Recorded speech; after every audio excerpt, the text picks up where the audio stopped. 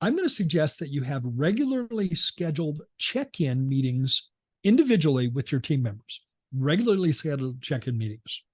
Now, you'll have to determine exactly how frequently to do that.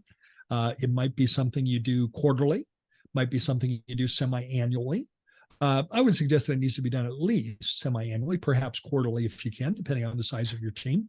But those would be one-on-one with you and that team member. And I think one thing we have to realize is for all of us have a common denominator about the single most precious thing we have in our lives. Naren, what's the single most precious thing each one of us have in our life? What's the single most precious thing? I'm sure there are different answers, but for me, time. What I don't have is time. Yeah. It's time. It's time.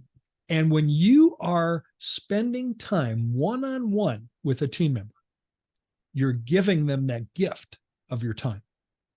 And now I suggest a format for that. And it can literally be a 15-minute, cup of coffee at Starbucks next door, walk next door.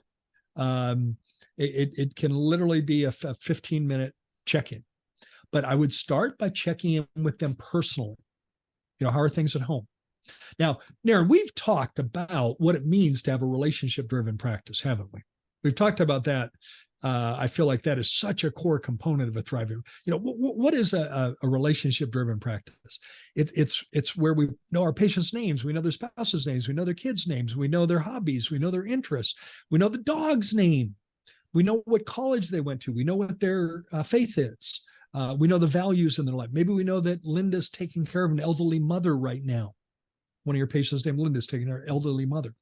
Well, doctors, if you want to have a relationship-driven practice, we need to be relationship-driven with our team members. Do we know their spouses? Do we know their kids' names?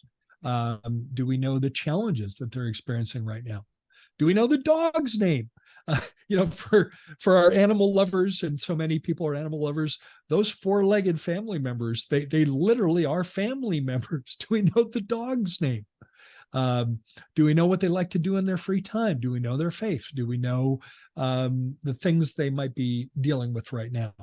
And so those check-in meetings are really important. So I would encourage that you check in with them personally first, find out how things are going at home, and then check in with them professionally. How are things going at work? What resources can I provide you that would help you excel at your job? And so have regularly scheduled check-in meetings. That's tip number 2.